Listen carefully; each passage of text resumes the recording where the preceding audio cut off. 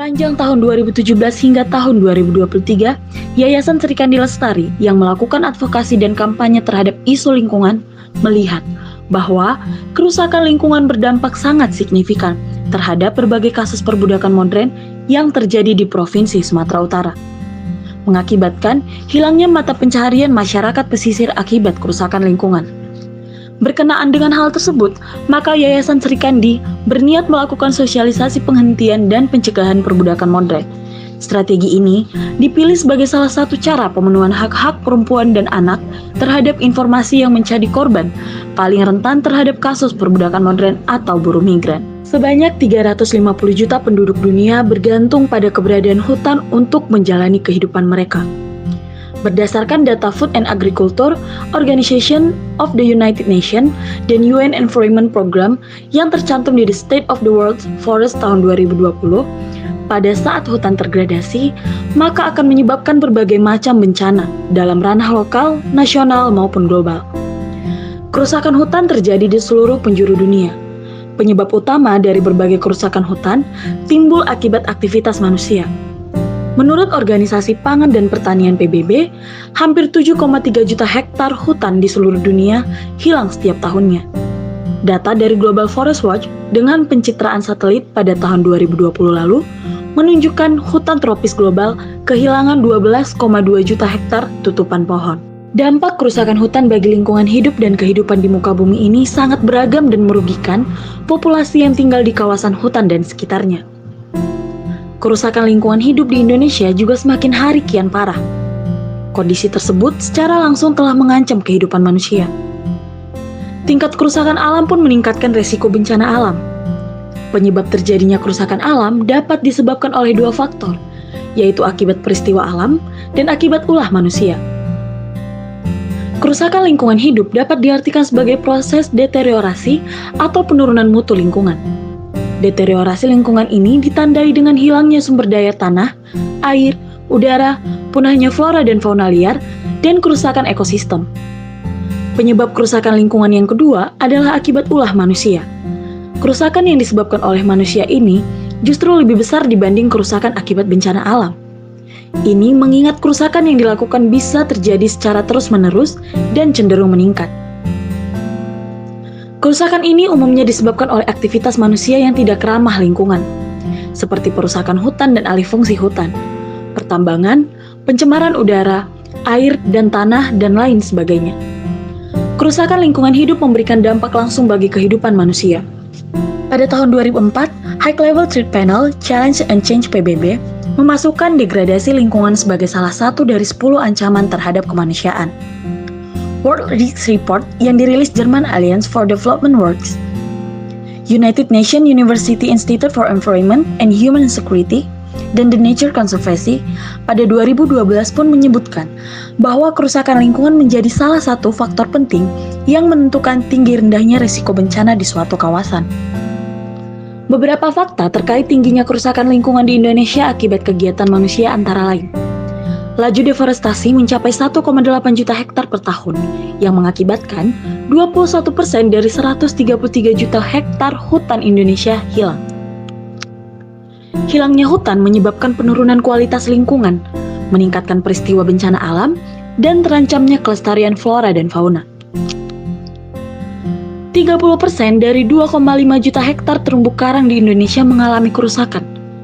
Kerusakan terumbu karang meningkatkan resiko bencana terhadap daerah pesisir, mengancam keanekaragaman hayati laut, dan menurunkan produksi perikanan laut. Tingginya pencemaran udara, pencemaran air, pencemaran tanah, dan pencemaran laut di Indonesia.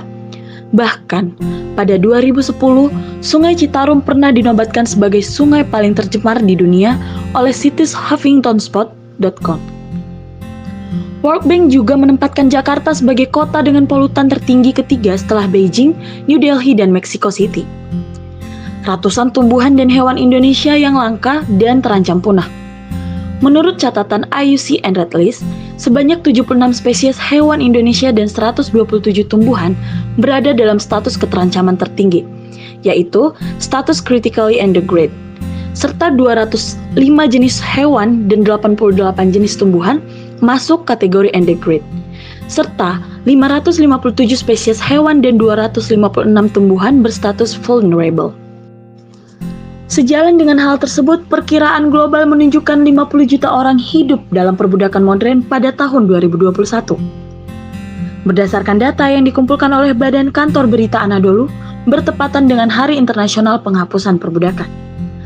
Ada 28 juta orang melakukan kerja paksa dan 22 juta terjebak dalam perkawinan paksa. Data ini diperoleh dari ILO, IOM, dan lembaga nirlaba Walk Free.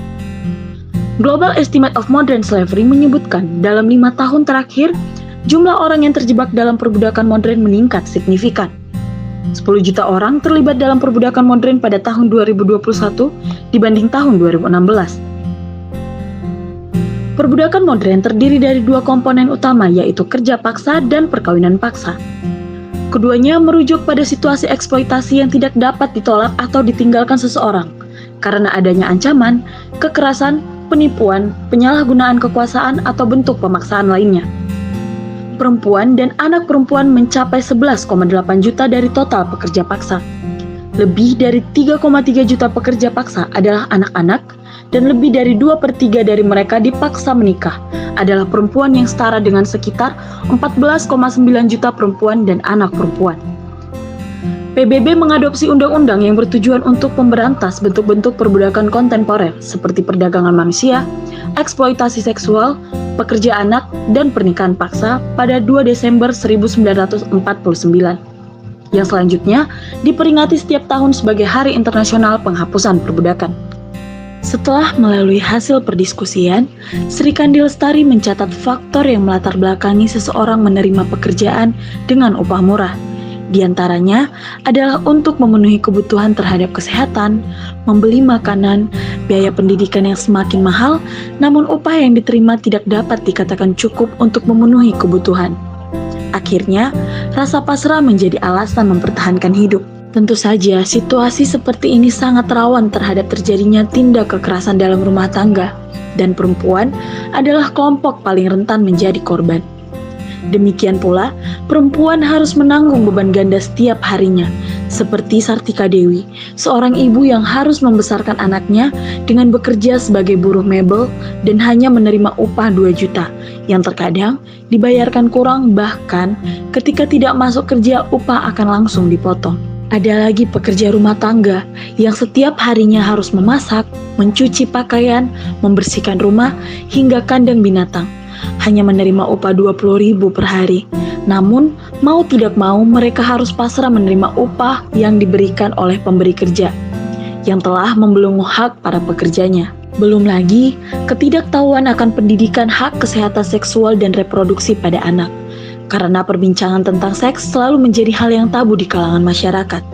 Padahal, bahaya kemajuan teknologi sekarang menyebabkan anak-anak bisa dengan mudah mengetahui sendiri tentang perkawinan dan dapat terjerembab dalam pergaulan bebas akibat tidak menerima pendidikan dasar tentang hak kesehatan seksual dan reproduksi. Dengan kondisi ini, perkawinan anak masih terus terjadi. Tentu saja, proses berjalannya hubungan rumah tangga kerap dihantui keretakan. Hal ini diakibatkan ketidaksiapan si anak, baik secara fisik maupun psikis. Hubungan rumah tangga seperti ini pun kerap ditemui terjadi kekerasan, baik secara psikis maupun fisik. Para pelaku kekerasan sering tidak diadili dengan setimpal, namun dibebankan kepada perempuan sebagai orang yang harus menanggung semua beban.